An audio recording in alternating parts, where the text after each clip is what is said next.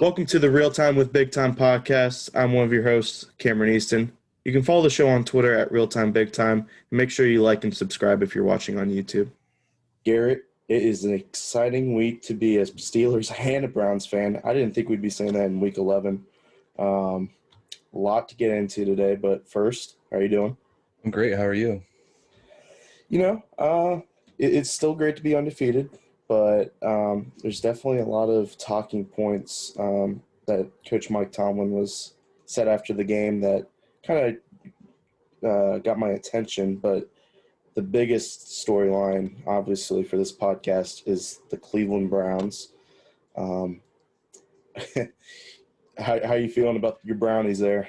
I feel great. Honestly, I would say it's really the AFC North as a whole because a lot happened yesterday with the AFC North. But as a Browns fan, I'm really happy because everything kind of fell into place yesterday that needed to happen. The Dolphins lost, the Raiders lost, the Colts won, but the Browns got the head-to-head against them. So the Browns are in a wild card, I think, with the Titans and the Ravens. The Ravens did lose too. The Ravens and the Dolphins are on the outside looking in.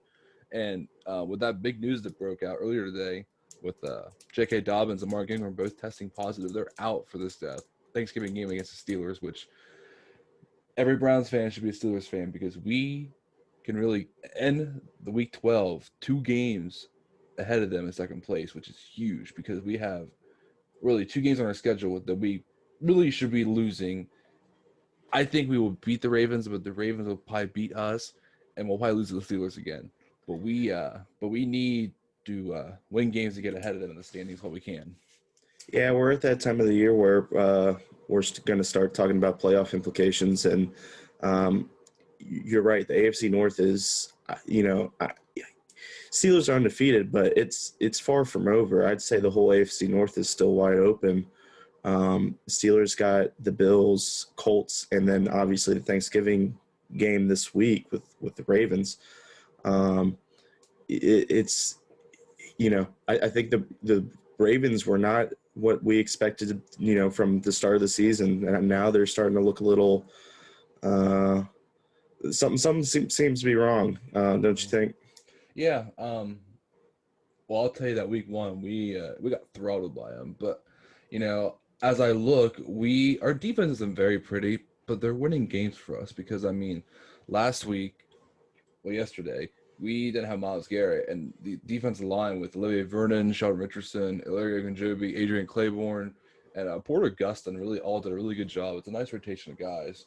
So, and the secondary, Denzel Ward specifically, really came up with some nice plays. And I'm looking at it here, and Lamar Jackson, we already know he is not very good through the air. His targets are really Hollywood Brown and Mark Andrews, and Hollywood Brown dropped a really.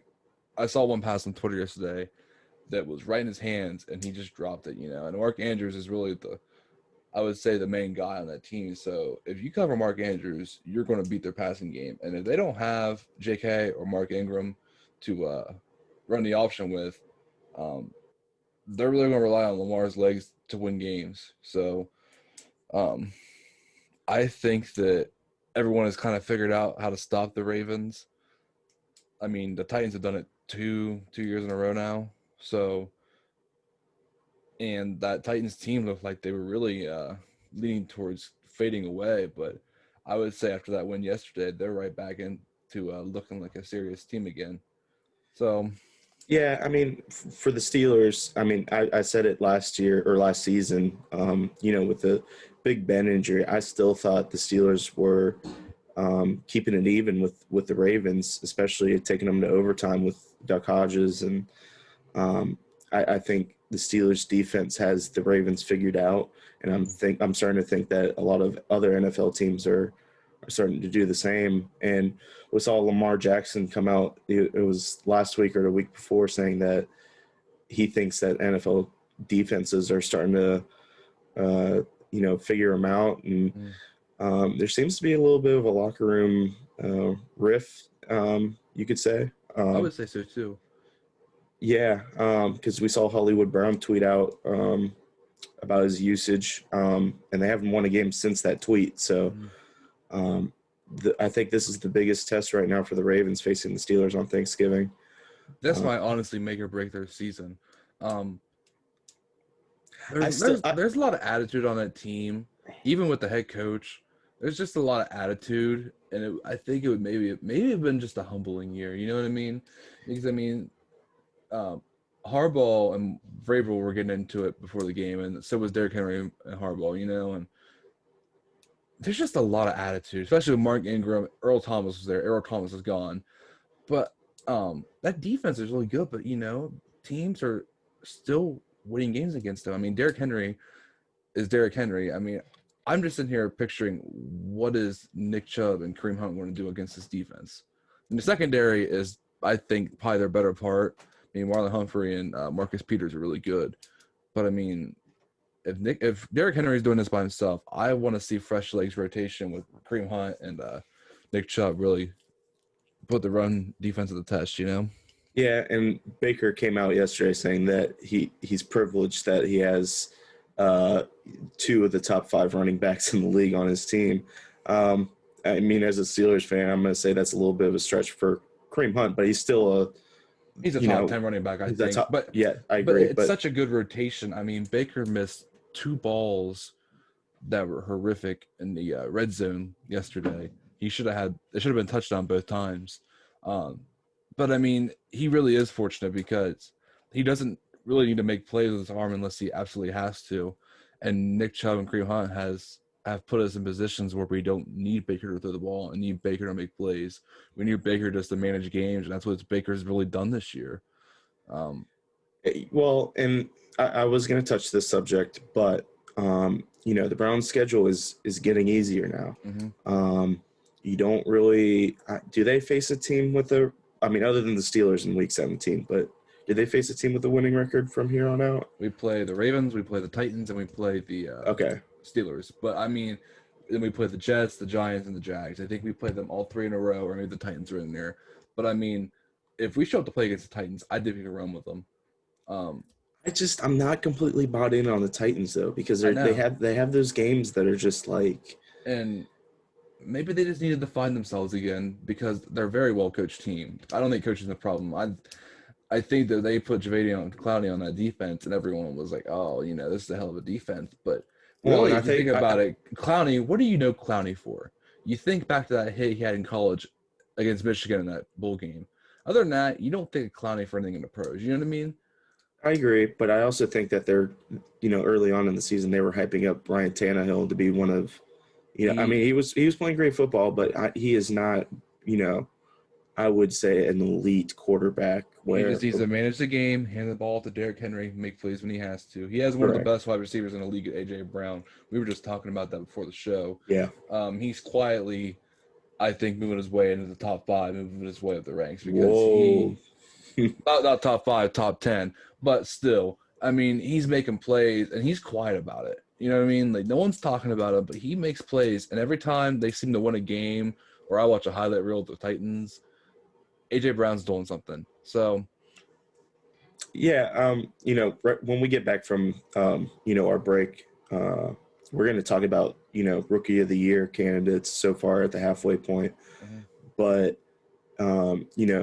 looking at wide receivers this year, with Claypool and Justin Jefferson, it seems like the rookies are kind of overshadowing the real talent that's already here in the NFL with regards to AJ Brown and even Devontae Adams, where not a lot of people were talking about Devontae Adams, and they were really not until Mhm. as of recently there's starting to jump on the bandwagon. But I think the wide receivers in the whole entirety of the NFL are having a great season. I agree.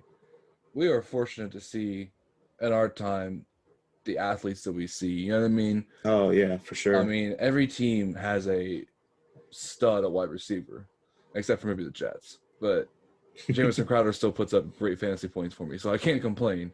But you know what I mean? I mean, every team seems to have a guy they can throw to and rely on, you know? And it's just kind of nice because there's more of a balance, and we're seeing just so many great players.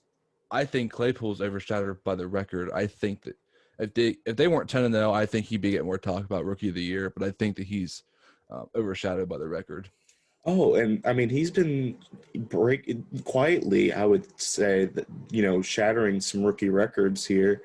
Um, you know, you're right. I think if he were on a team like, I mean, you look at Justin Jefferson, who I think is an offensive rookie of the year candidate, and he's Mm-hmm. playing with Kirk Cousins, and he's putting up those kind of numbers with Kirk Cousins. Mm-hmm. Um, surely you're in the conversation. But Claypool for me is, besides Ben, been one of the team MVPs thus far. But collectively as a group, I think that wide receiver room is probably the best in the NFL because Mm-hmm. there's talent from fourth to fifth string, and you don't really see that anywhere in the NFL.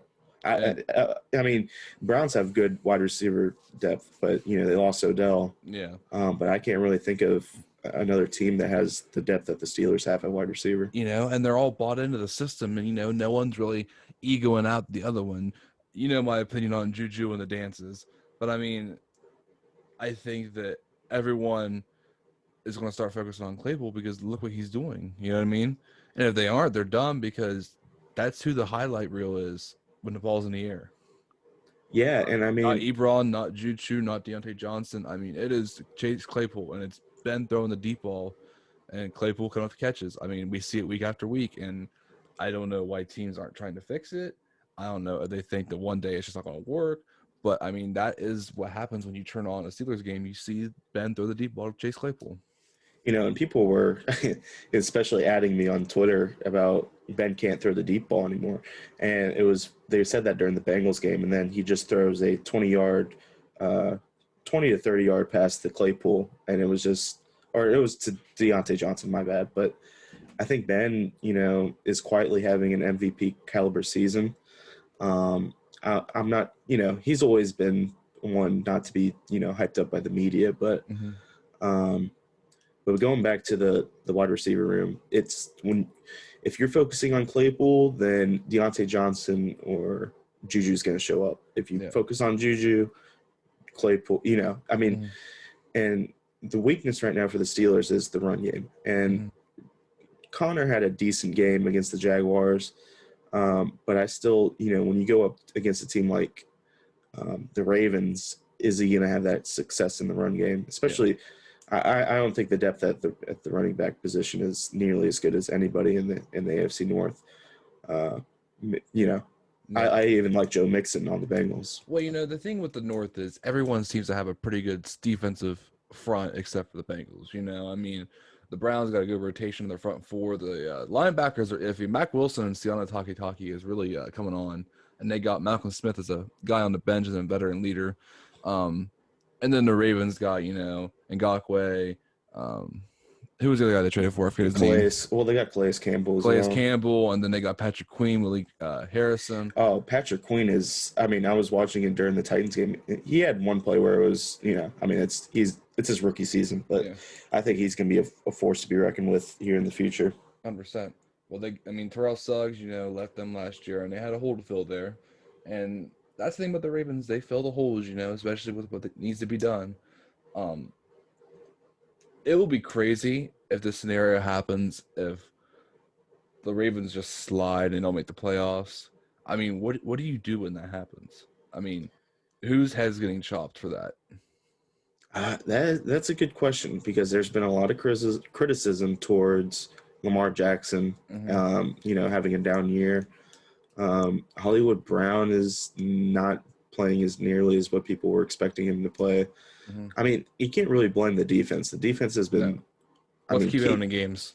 yeah, and um, do you, do you blame the offensive coordinator or do you go straight to Harbaugh and say You it's know, been? you can't sit there. I don't think Harbaugh gets his head chopped unless it happens again next year. But I mean, the thing that he's done well is he changed his entire offense around to fit Lamar. But it goes back to what we were saying earlier. Lamar thinks the teams are calling the play out to the line, which if you watch them, they run the same three style plays. They hand the ball off, they run the read option, or they do a read option fake. I mean, and all you gotta do is cover the routes. You know what I mean? Yeah, And we've seen the thing over and over again with mobile quarterbacks. They get figured out. We aren't going to mention names and we aren't going to get into other opinions, but there's one quarterback who went to the Super Bowl, won a Super Bowl with another Harbaugh, and he got figured out. So, Well, and there's another quarterback on that roster who got figured out as well in RG3. mhm. Um, you know, it's I think it's a little too early to start saying to write off Lamar because Lamar is far talented than what we've recently seen in those kind of quarterbacks. Mhm. I think there's just been a struggle with him throwing the football, but he can still beat you with your legs, with his legs. I mean, um, but you know, it, the Ravens got a tough stretch here, and it only gets harder from here. So, but we're going to go real quick to a break. We're going to discuss the other games that were going on in the NFL, and we're also going to give our offensive rookie candidates, maybe our picks at the halfway point of the season. So we'll be right back. All right, and we're back here. There was a lot of exciting games going on in the NFL, other than what we were talking about with the AFC North games. Real quick, I just want to send our thoughts and prayers to Joe Burrow. That was just you hate to see that, even as an AFC North rival. I mean, that's really tough. Yeah, you got anything to say about that, Garrett? It's hard because Burrow is from basically where I'm from, just about a little bit over an hour away, and you want to root so hard against him, but you want him to succeed for so many reasons. If he would went anywhere else in the league, I probably would have a Joe Burrow jersey, but I'm not buying a Bengals jersey. But it's heartbreaking. But if there's one guy who's going to come back stronger than ever, it's going to be Joe Burrow. He's got the attitude. He's got the work ethic. He'll be back. And you know what? It might just give him even more potential to get a better draft pick and get some offensive line help, which they need desperately. Well, in talking about this game, losing this game, I mean, Burrow's been putting the team on his back this whole season thus far. Mhm. Um, I was telling our friend Johnny, who's a Bengals fan, this is really a blessing for you guys because you can get possibly a top 5 pick, and you can maybe trade back because it's a quarterback rich draft. Mhm. You can trade back and finally get that protection for Joe Burrow. And, um, you know, it, the more talented offensive linemen you have, I think, that'll be good for Burrow in the future. I think they're honestly an offensive line away from really, I think, being competitive with the rest of the North. I mean, because the defense is hanging in there. They're making the games interesting. They're not pretty, but I mean, between Burrow, the offensive talent on the skills positions, and the defense, they're in games until the end, and then it just all collapses in front of them. And it's been like that all season. So they really just need to focus on offensive line, get some line built, and I think that they're going to be right up there with us and the rest of the North next year. I still think they need one or two like playmakers on the defense, though. I mean, William Jackson is legit, but um, they they need that one playmaker. You know what I mean? Mm-hmm. But you're right. I think they were competing, but that was mostly because of Burrow, and they got a good wide receiver group. Coaching is a little questionable, but I think they're going to get it figured out here in the next season or two. I think So, so too. real quick, we're going to talk about the Saints and Falcons. Taysom Hill coming in at quarterback, 2 rushing touchdowns, over 200 yards passing. There was the Steve Young comment that Sean Payton made about Taysom Hill. That's a little bold to say, but I mean, he played great against the Falcons. Yeah, I mean, it's the Falcons. I was always surprised they didn't go with Jameis, but I mean, they just got to find a way to get wins, especially with Brady and the Buccaneers looking like a uh, a team that looks good most of the time. They really got to find ways to get wins. Yeah, I mean, you're in I wouldn't say a tough division, but it's one and it's 1-2 with Yeah. the Saints and the Bucks, and Mm-hmm. the Bucks had that loss against the Saints on that Sunday night. It was a Sunday or Monday night game. It was a night game. I think it was Yeah, Monday night. no, I think it was Sunday night. It Was was it? Sunday night, yeah. And Brady just easily his worst game. Mm-hmm. But they don't have Breeze, so it's That's gonna be an interesting playoff race to keep an eye on. Hmm. Real quick, I mean, we talked about the Steelers already, but Steelers beat the Jaguars. Um, I really liked their defense. Um, they started off a little slow. I was getting a little worried that it was going to be the Cowboys part two.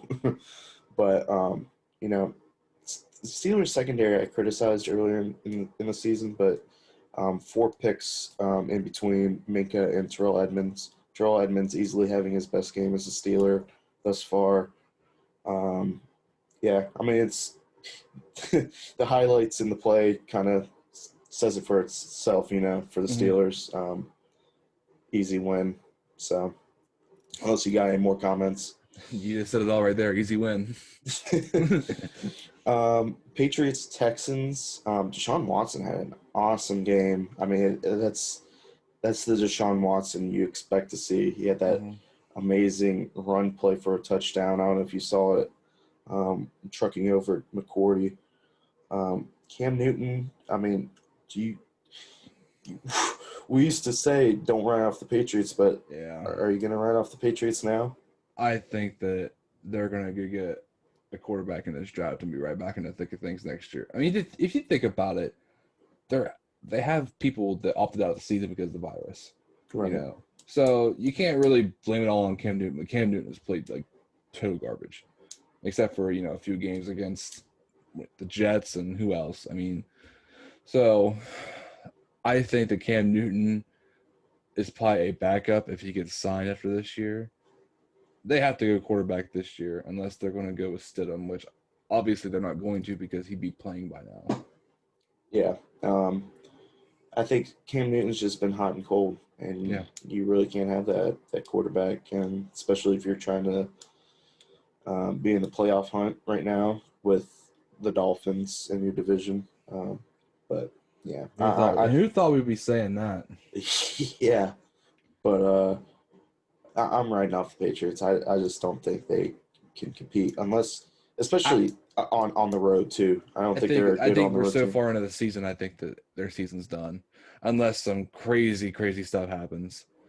Yeah, You we're going know. to talk about the Dolphins here in a second, but that will be interesting if some a miracle happens for them. Mhm. Real quick, we talked about the Brownies beating the Eagles 22-17. Torrential downpour there in Cleveland. Some Cleveland weather for you.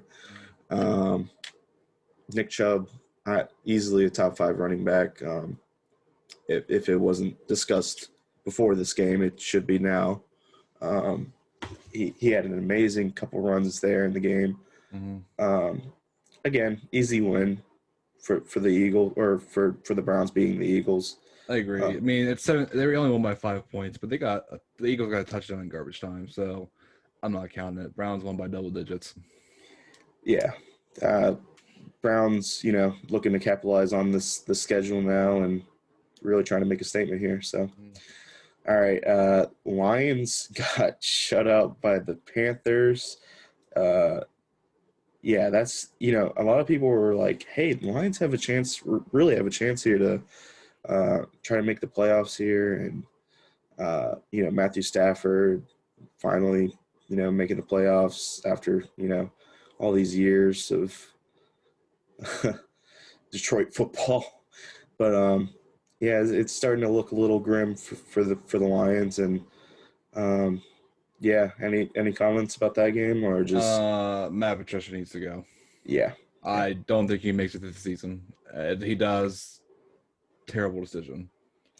yeah, and we're gonna talk about it in our episode tomorrow. But Turkey Day, they're gonna be playing the Texans, and even though the Texans haven't had the greatest season, Deshaun Watson's playing some good football right now. So. Mhm. And Panthers, I mean, hey, they're sticking in there considering all their their rebuild they're going through. So yeah, that was just a game nobody was really paying attention to. Titans, Ravens, we had that whole segment at the beginning of the show. Mhm. Um, yeah, I mean it was really satisfying seeing Derrick Henry make that run in overtime. So Mhm. any other comments about the game other than AJ Brown being a beast? I think we said it all in the beginning of the show when we talked about the AFC North. I think that we really just kind of recapped the game there because that was the main focus of that conversation was really that game. Yeah. Jets, Chargers. I mean, it's the Jets, but they actually were hanging in there with the Chargers. Justin Herbert is easily one of the offensive rookie of the year candidates. Mm-hmm. We'll discuss that after we go through these games. Um, but yeah, I mean, it's just that was an easy win. Not really an easy win, but they beat the Jets. So, Question: do you think the Jets have a chance at going the perfect 0-16?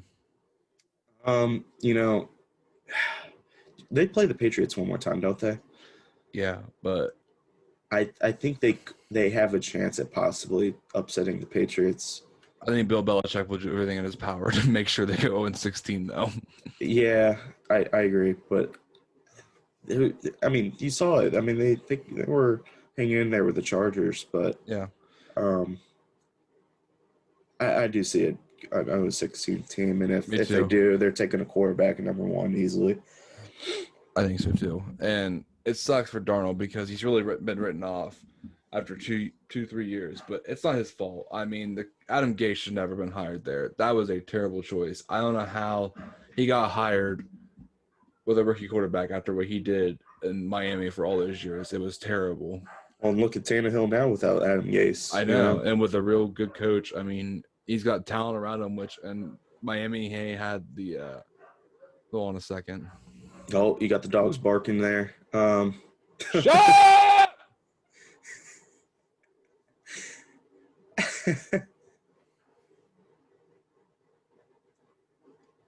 God damn.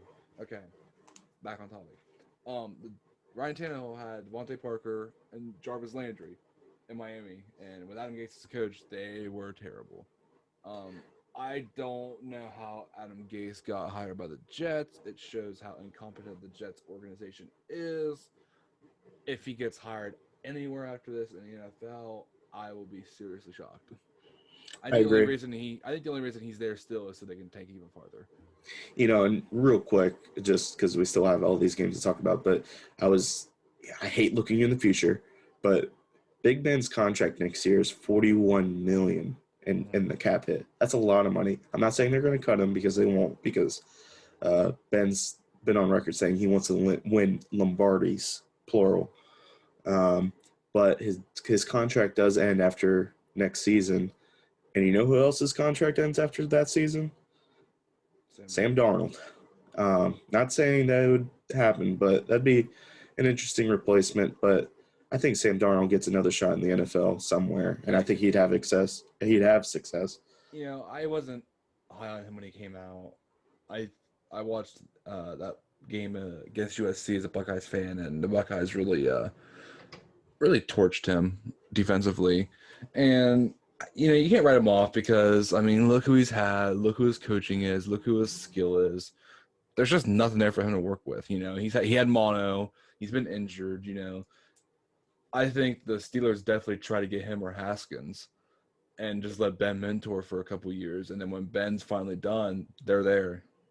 I think, I really do think, and we're back on the Steelers again, but I think if Ben wins this year, he's going to honor his contract, and then he's going to retire. Because this is easily the best defense. I mean, there's been some good defenses in the past for the Steelers, but this is easily the best defense he's played with. And when you have that on your side, you take advantage of it, Mm-hmm. Well, like you said, he's been quietly having an MVP caliber season, but he's not lighting it up. He's just doing what he needs to do to get by because the defense is so good. And when he has to step up to the plate and be Ben, he's Ben. You know what I mean? But he's just gradually doing his thing. I agree. Yeah, we're not going to talk any more Steelers. Yeah, we got to move on. We got to move on. Real quick, Dolphins lose to the Broncos. A lot of people had the Dolphins favorites in this game with Tua. Tua not having the greatest game. Ryan Fitzpatrick having to come in at quarterback. Where do and also going to play in a cold weather environment. That's an also interesting take to look at for the Dolphins. But where do you see their playoff hopes now Well, after. I think they need to decide if they're going to try for the playoffs or if they're going to try to get a draft pick that's higher. Because benching your rookie quarterback when they lost by 7, right? I know he wasn't playing good, but they had a chance to win that game probably. You know, benching your rookie quarterback after you named him starter after your team was already doing well, you need to figure out what you're gunning for this season. Yeah, and I think Denver is one of the toughest places to play in the NFL Mm-hmm. with, for one, travel, two, the weather, and obviously the elevation as well. That those all three just they play factors. And for the Dolphins being a warm weather team and having to go Mm-hmm. all the way from Miami to Denver and having a rookie quarterback, it was just the writing was on the wall. But a lot of people were liking the Dolphins defense, and but I think yeah, that Brian Flores. I think when we do our rookie of the year picks halfway through the season and all that, I think we need to talk about coach of the year too.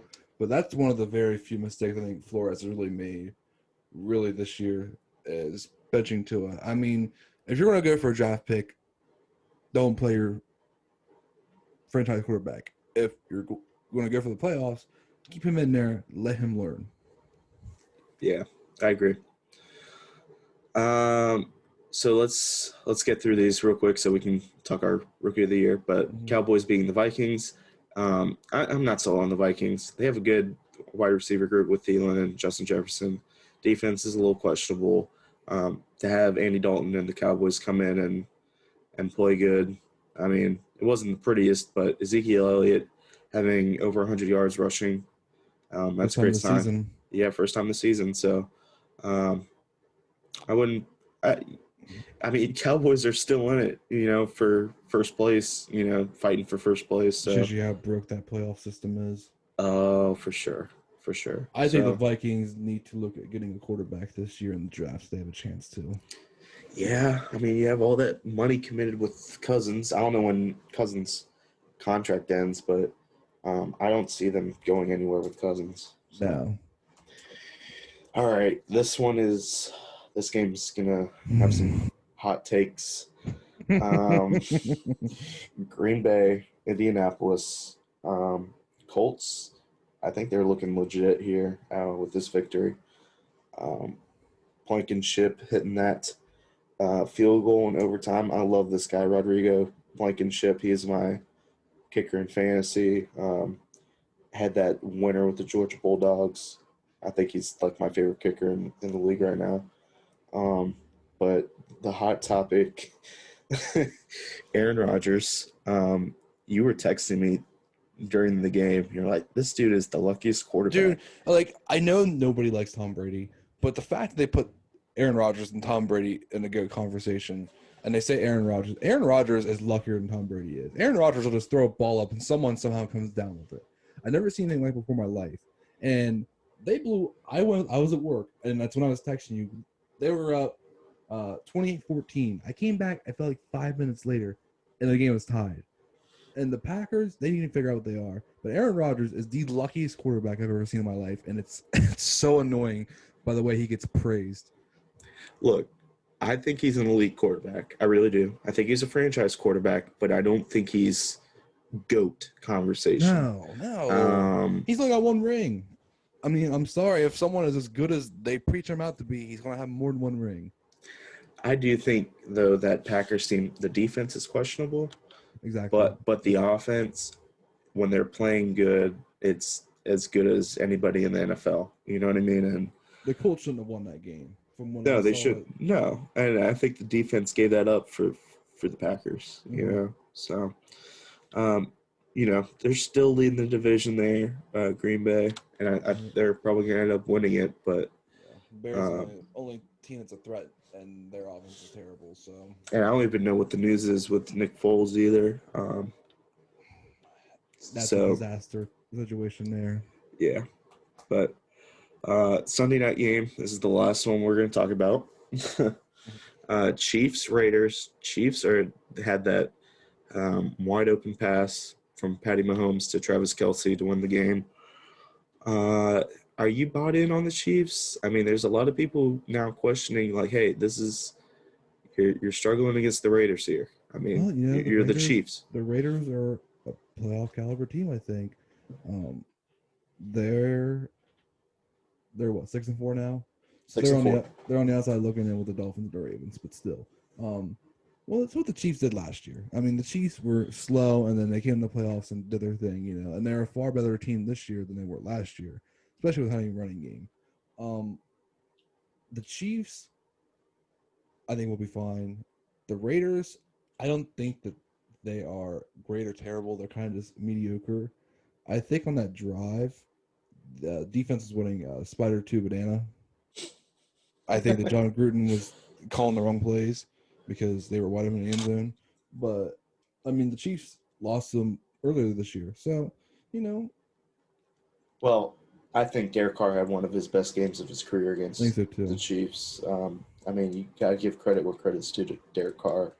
I haven't been the biggest Derek Carr fan, but that was a really solid. I mean, he was throwing some great footballs, um, some great passes.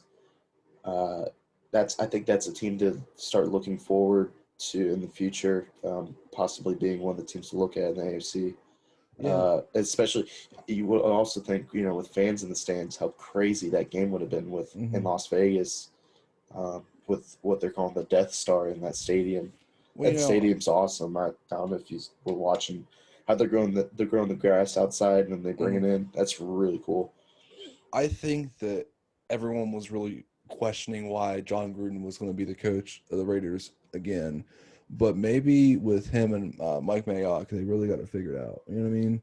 You I know, mean, I they've made some questionable moves. I mean, Khalil right. Mack's obviously the big one. But I mean, they've got a team that isn't very, I would say, attractive. But Nelson Aguilar is catching balls. So, I mean, they're doing something over there. Yeah, and So, their tight end, Waller is yeah. playing a heck of a season right Well, now. he's got a great mentor, Jason Witten, right there with him. So That's true. That's true. And and the defense, which I thought was going to be their weak point, is really looking good. You know, so yeah, they've who's got that rookie? I mean, they got Abrams in the back at safety, but mm-hmm. um, the corner they drafted, I forgot his name, Damon Arnett, Damon Arnett. Um, a you guy know, who wasn't projected to go to the second round, and they picked him, and everyone was shocked. But being a Ohio State fan, he was definitely first round talent. yeah, and I think they're investing a lot, and they're kind of capitalizing on that Khalil Mack trade now with draft Yeah. capital, and you're seeing the product of that now. Um, like I said, I think the way they've been drafting, they're building great depth, and in the NFL, you need a whole team to win games, and not just one superstar player. You need a whole team, and the Raiders are starting to make that happen. So, Mm-hmm. we got the Monday night game tonight with the Rams and the Buccaneers. You got to pick real quick, or I think the Rams win. The Rams are a really weird team to read, but they got a really good defense, so I think that's what's going to probably stop Brady. you know, before I just, we say we're going to make our picks.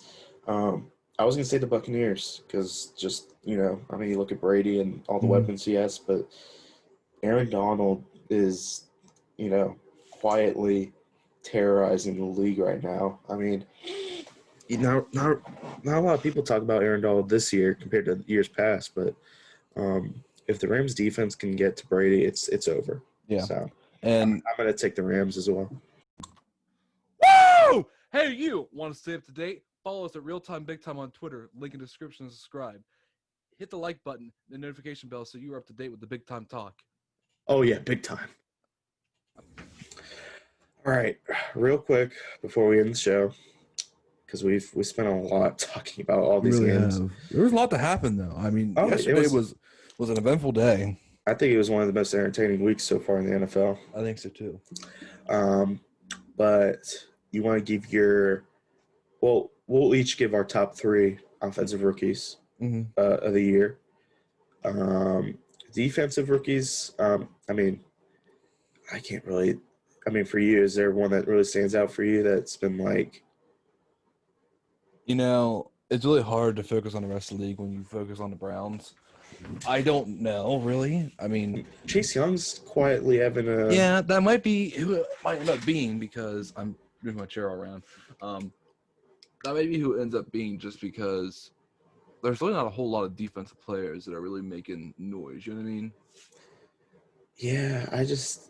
Yeah. I think that the defensive side of the ball, draft wise, was supposed to be really good, but Isaiah Simmons was taken to the Cardinals, and they barely played him. You know, and Oh, I mean, I think everyone was like, this is the best, athlete in the draft, and Mhm. they're just not using him. Nope. I would kill for the Steelers Oh, to have him, 100%. especially with Bush out. You watched that draft night with me, and when he got picked to the Cardinals and Browns couldn't get him, I was not happy because that was just such a versatile player. Yeah, I wish he was just used more so we could be talking about him right now, I but agree. hopefully in the future. So, Mhm. okay, top three for you, offensive rookies of the year. Who you got? Herbert, um, I want to say Joe Burrow so bad just because Joe Burrow has done so much in 11 Yeah, weeks. I mean, he really has. Um, I don't know who my third one would be. I think it's going to be Justin Herbert. I think Chase Claypool should win it, but I think it's going to be Justin Herbert. my three is going to be Chase Claypool, obviously, because my bias, but I do think he's having just. Homer. But no, he is having a great season. But is he having that success because of the wide receiver room, or is that just all him? So that's the discussion I think people are having. Second, Justin Herbert. I think he's the one who ends up winning it. He's just, the record doesn't show truly what, They're kind of like the Bengals. They are offensively doing well, and they're just in games, but they can't get over the hump of winning games. And then my third one's gonna be Justin Jefferson. I think Justin Jefferson is, you know, having a great year considering how Minnesota's quarterback situation is. And, a lot of people were like, why are you moving on from Stephon Diggs? And then, I think some people thought it was a little bit of a reach for Justin Jefferson as well. But here we are sitting, at week 11, and him and Claypool are being talked about more than Ruggs. And, I mean, CeeDee Lamb not having Dak Prescott hurts, but um, yeah, and I think Herbert's going to be the one end up winning it. Um, yeah. So, you got Want to talk anything about else Coach to of the add? Year? Coach of the year. All right, we can do Coach of the year real quick. I will give you two. It's gonna be Brian Flores or Kevin Stefanski. Really? Well, if you think about it, well, not if you think about it. There was a tweet from someone on Twitter yesterday. I forget who it was, but Kevin Stefanski is 7-3 this year, and all the other hires are 12-28. Plus, he really has kind of turned the team around and has really done a really good job, and he's found a way to get everyone involved. And they're winning games with a defense that's not very, very good. So Wow. I'm a bit biased here, That is but insanely biased. it's a hot take. It's a hot take here. Come on. Come on. The Brownies are actually doing something with a coach who isn't in over his head and a coach who has everyone bought in. Slow your brakes here. Oh, Okay. come on. Because What's your argument here? my unanimous Coach of the Year candidate is Mike Tomlin, who and I wouldn't say destroyed your Browns. And Mike Tomlin never gets the love he deserves. You know that. I do, but I think this year, considering the defense and how the defense is If played, they go 16-0, he'll win it. But if he doesn't go easily. 16-0, he won't win it. Why is that? I think that the one loss, or the two loss, or whatever, will just might be what makes or breaks it. You know what I mean? Plus, they never really look at those of the good teams. They look at the teams who have rebounded over a year. You know what I mean?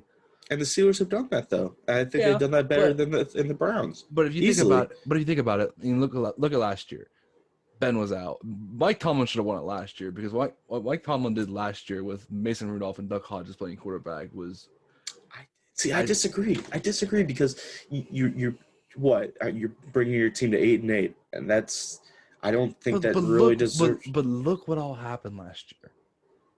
AB, Le'Veon, and then you see that, well, not last year, but the year before, but then you see how he is and how he carries the team out. Everyone's bought into Tomlin. He's a coach who doesn't get love, and he won't win it, I don't think, unless they go 16-0. I disagree with you there. I think if they lose one or even two, I think I think he easily wins it. Other than, I mean, Andy Reid, obviously, with the Chiefs, is always going to be in the conversation. Brian Flores is, putting together a good. I think that's the one who should win it, though. I mean, I mean, it's night and day from last year to this year. I mean, I know they played Tua for 4 or 5 games, maybe, but Ryan Fitzpatrick has put them in a position where they were without Tua playing, and Ryan Fitzpatrick is Ryan Fitzpatrick. So, I think he should definitely win it. Like I said earlier, the only bad decision I think he's made was not leaving Tua in yesterday and letting him learn. Yeah, I shouldn't say I'm shocked that you put Kevin Stefanski in there. You know it's hot take central with me. Yeah. I mean, Brown, for being 7-3, that's a great thing to be. It's what it should have been last year. It's what it should have happened last year, but it didn't. And that's not a conversation we're going to have right now because we will go on for this for another 30 minutes, and we've talked way too much already. Yeah. Or we're going to end the episode unless you want to add anything else. You got anything? Or is that... Yeah, the Ravens are in 3rd place. Well, we'll see after Thursday's game, but we will talk about that more. Tomorrow we're going to talk about the Monday night game as well. That's going on tonight. Mm-hmm. I think we might talk a little bit of hockey because we're approaching that hockey season here. I'm ready. We'll talk some Penguins hockey tomorrow. Get off the football a little bit. We're going to start rolling out these episodes more often. We're starting to figure out our schedules. Yeah, life's just hitting us hard right now. Both of us, work, school, and all that. It's just COVID is really putting a ringer on us, and I didn't think it would, and it really hasn't until we started our podcast. So, yeah, and I urge everyone to stay safe, wear a mask, obviously. Wear your mask. This is where it's probably going to be the roughest for people this holiday season. So, please stay safe. Adhere to all the guidelines that are out there. Wash your hands, all that good stuff. So, all right, wraps this episode up.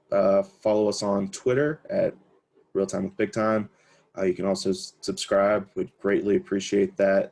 After listening to this episode today and giving us a like, all the support means a lot. So yeah, thank you.